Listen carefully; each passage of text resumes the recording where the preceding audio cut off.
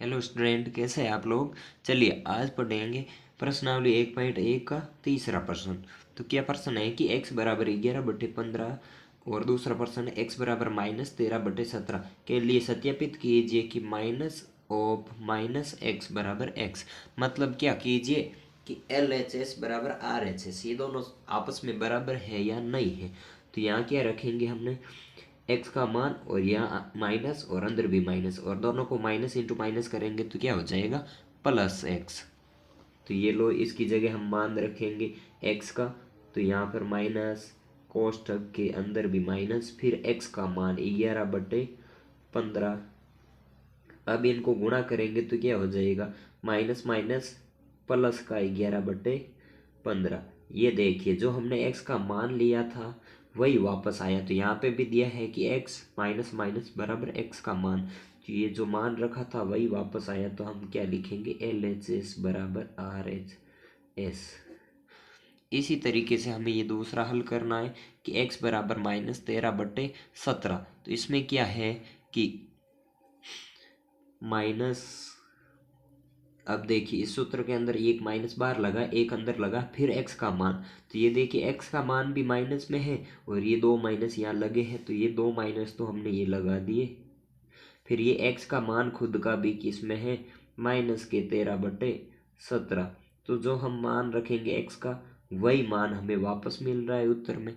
तो वही मान आएगा या नहीं आएगा। तो देखिए माइनस इंटू माइनस करेंगे तो ये क्या आ जाएगा प्लस आ जाएगा, और ये माइनस अंदर ही रहेगा क्योंकि वापस प्लस को माइनस से गुणा करने पर माइनस ही आता है। तो ये माइनस का 13/17 ये भी क्या है, जैसा मान x का रखा वैसा ही मान वापस आएगा। तो यहाँ पे भी क्या हो जाएगा LHS बराबर RHS। चलिए अब दूसरा प्रश्न पढ़ते हैं।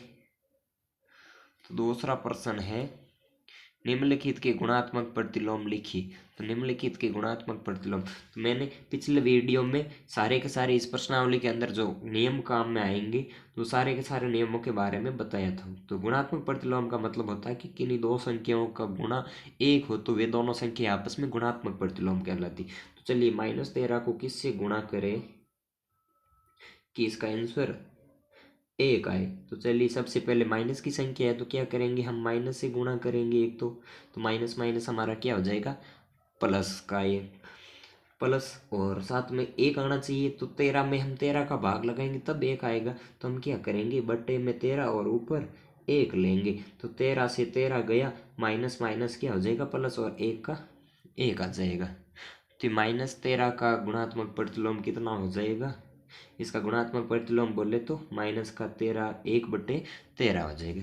फिर इसका गुणात्मक प्रतिलोम, तो इसको क्या करेंगे हम इसके उल्टे से गुणा करेंगे, माइनस लगाएंगे, माइनस माइनस प्लस हो जाएगा। 19 बट्टे में तो 19 को ऊपर और 13 ऊपर है, 13 को नीचे गुणा करेंगे तो 19 से 19 गया, 13 से 13 गया, माइनस माइनस प्लस का एक आ जाएगा। तो इसका गुणात्मक प्रतिलोम क्या हो जाएगा -19/13। इसी तरीके से 1/5 का गुणात्मक प्रतिलोम क्या हो जाएगा, इसका गुणात्मक प्रतिलोम हो जाएगा सीधा सा 5, कि 1/5 है, इसको 5 से गुणा करेंगे तो 5 से 5 गया, पीछे क्या रहेगा एक, तो इसका गुणात्मक प्रतिलोम होगा 5।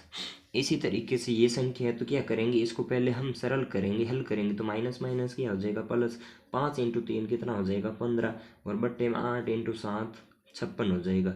अब इसको वापस 56/15 से गुणा करेंगे तो 15 से 15 कट जाएगा, 56 से 56 कटेगा और आंसर एक आएगा। तो किससे गुणा किया तब आंसर एक आया, तो हमने 56/15 से गुणा किया तो इसका गुणात्मक प्रतिलोम हो जाएगा 56/15। इसी तरीके से -1 को -2/5 से गुणा करेंगे तो माइनस माइनस क्या हो जाएगा प्लस, और एक को गुणा करते तो वही संख्या आती है तो 2/5 ही आएगा, और इसका गुणात्मक प्रतिलोम क्या हो जाएगा, इसको उल्टा कर दो बट्टे में तो ये इसका गुणात्मक प्रतिलोम हो जाएगा। तो 2/5 का गुणात्मक प्रतिलोम 5/2 हो जाएगा। इसी तरीके से एक का गुणात्मक प्रतिलोम क्या होगा, हमें आंसर में क्या चाहिए होता है एक, यहाँ एक तो है लेकिन ये माइनस का है, हमें किसका चाहिए प्लस का एक चाहिए। तो इसको -1 से गुणा करेंगे, -1 गुणे -1 तो माइनस माइनस क्या हो जाएगा प्लस का एक, तो इसका गुणात्मक प्रतिलोम हो जाएगा -1। तो ये हो जाएगा इसका गुणात्मक प्रतिलोम -1। चलिए फिर अगला प्रश्न देखते हैं। तो अगला प्रश्न है कि निम्नलिखित प्रत्येक में गुणन के अंतर्गत उपयोग किए गए गुणधर्म या गुण का नाम लिखिए। क्या करना है कि ये जो प्रश्न लिखा गया है इस प्रश्न को किस गुण द्वारा लिखा गया है। तो देखिए सबसे पहले -4/5 गुणे 1 बराबर 1 इंटू -4/5 बराबर वापस -4/5 आया।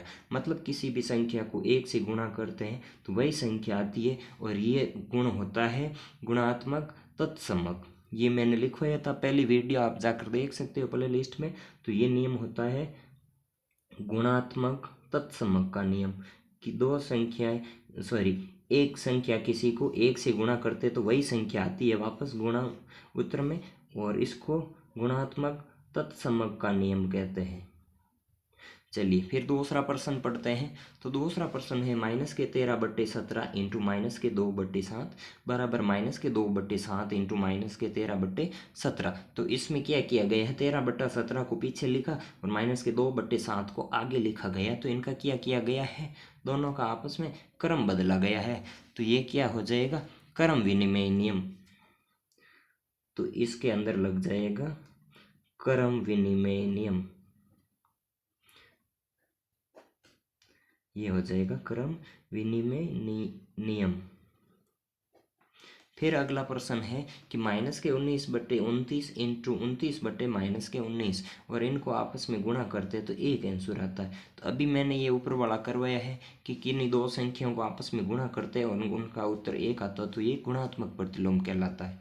तो ये क्या है, यहाँ पर दोनों विपरीत संख्या 29 से 29 कटेगा, 19 से 19 कटेगा, तो उत्तर आ जाएगा 1 और ये होता है गुणात्मक प्रतिलोम का नियम।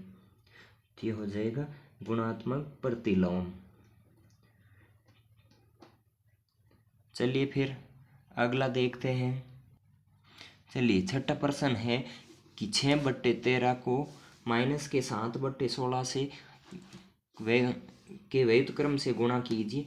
तो व्युत्क्रम क्रम का मतलब होता है दोस्तों उल्टा, किसी भी संख्या के उल्टे से गुणा करना या उल्टा करना व्युत्क्रम क्रम कहलाता है। तो इसमें क्या हो जाएगा 6/13 गुणे इसका उल्टा करना है हमें, तो क्या हो जाएगा इसका उल्टा 16/-7 और गुणा में क्या होता है ऊपर वाली संख्या को ऊपर वाली से, नीचे वाली को नीचे वाली से गुणा किया जाता है।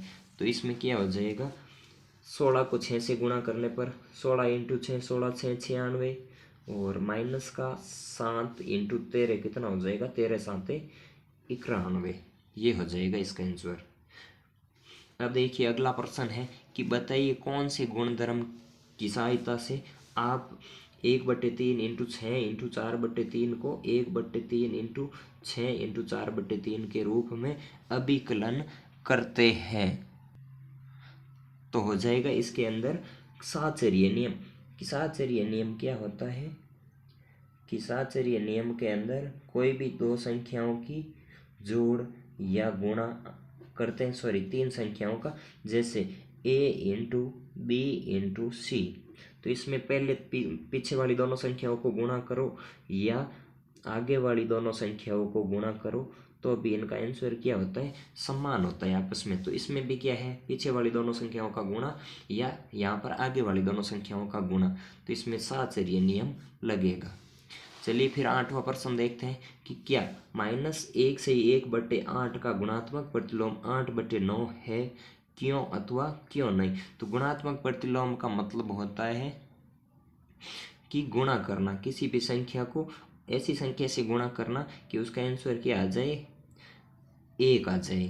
तो चलिए इसको सबसे पहले 1/8 1 से यहाँ 1/8 को सरल भिन्न में बदलेंगे। तो क्या हो जाएगा बट्टे वाली ये संख्या ऐसे ही रहती है, फिर इस संख्या को आगे वाली संख्या से गुणा करते हैं, फिर ऊपर वाला जोड़ दिया जाता है। तो 8 एकम 8 और एक ऊपर वाला जोड़ेंगे तो 9 आ जाएगा। तो 9/8 और इसको 8/9 के साथ गुणा करेंगे तो क्या हो जाएगा